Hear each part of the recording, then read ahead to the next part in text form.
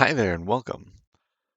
I wanted to create a little guide for Melee in Armored Core 6, and I know I'm a little late to the party, but I feel like there's a need for it because for all the great Melee guides out there, a lot of them don't touch on a couple important topics, and I wanted to cover them. First, we need a platform to work with, and so I'm going to show the build I use to climb to A rank. If you're already familiar with the concept of melee builds, especially lightweight melee builds, feel free to skip, as I am going to go over each part and kind of explain them. The idea here is pretty basic. We're going to use the Zimmerman to initiate pressure or punish after successful melee, missiles for additional long-range pressure, and our pulse blade and laser dagger are going to be our main form of movement and punish. The build for the mech itself is a little bit of style, a little bit of purpose. The Alba head and core give pretty decent stats, especially the core because it gives us good booster efficiency, generator output, and generator supply adjustment, which are all pretty core stats for the style of play that we're going for. The Basho arms gives us bigger melee damage, classic, and the knocked legs being a reverse joint type actually increase our ground mobility and jump height, again, crucial. Let's get the internals out of the way. We're using the Sandhide generator because it is the highest capacity generator we can fit on our frame with our load limit. The Abbott FCS allows us to use both our Zimmerman shotgun and missiles. I like the assault armor because it can be used offensively and defensively. Against a lot of lightweights, you can true combo them with the dagger plus assault armor for an insta-kill, and against mediums and heavies, you have a lot of other combo potential. But pulse armor can be a really great choice though, especially if your punish of choice is not melee. There are two main options when it comes to the booster.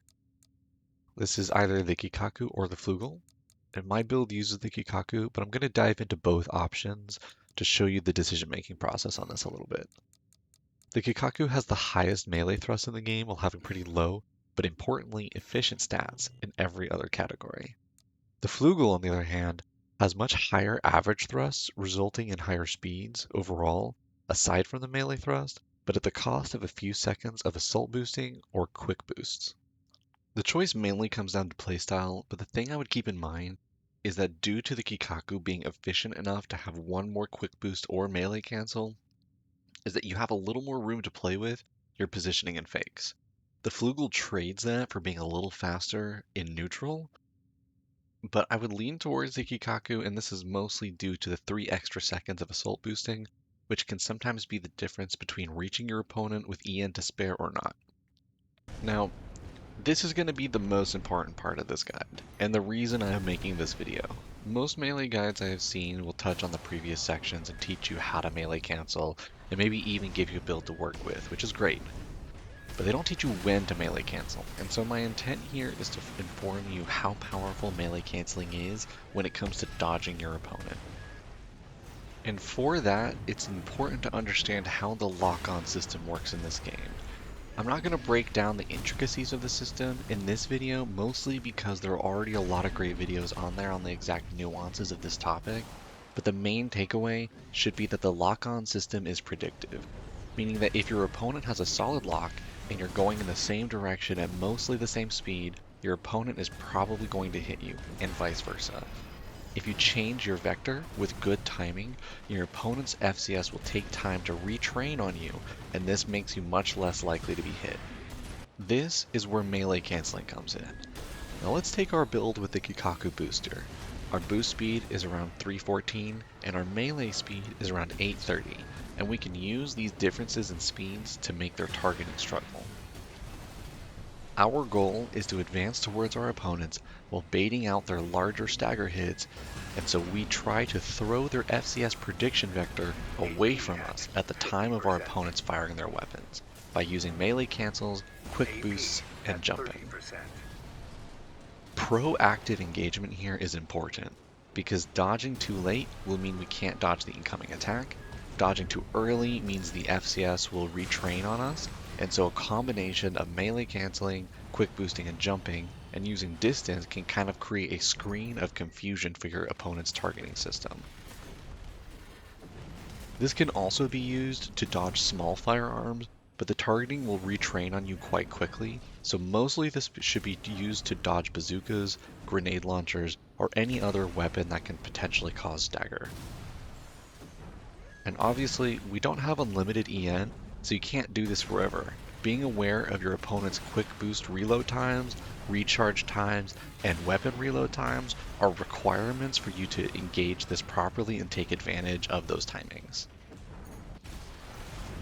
Height is still a topic I struggle with quite a bit.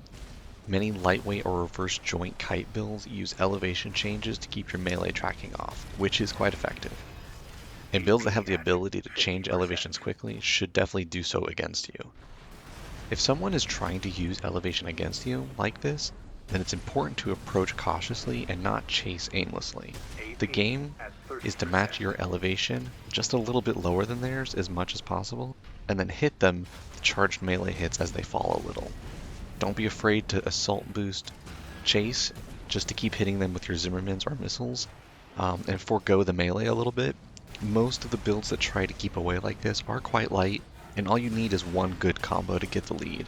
Even if you're sub 1000 health, they're typically dealing chip damage and you still got good odds if you can get a single combo off. So be patient and try to control the elevation difference. Sometimes an opponent will try to stay close and rotate around you so that your melee tracking struggles to turn with them.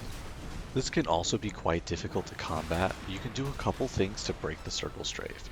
The first thing is to melee cancel at a 45 degree outside of their quick boost direction.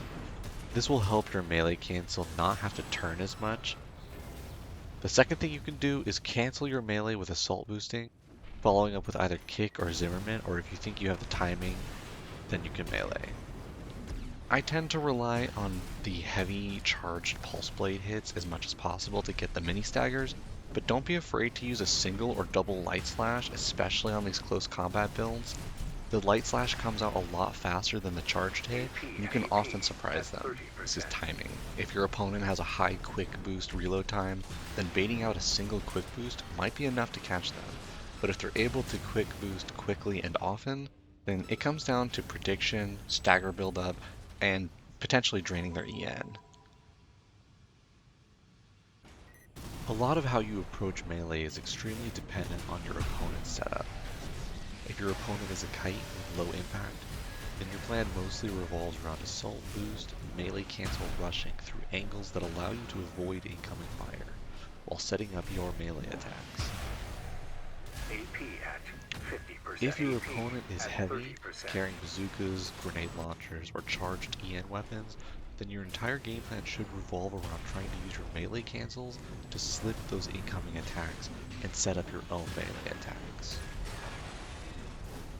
Double Zimmerman is also a very rough matchup for light double melee. You need to utilize assault boosting to lower incoming attacks, kicks to create melee potential, and honestly, right a little bit.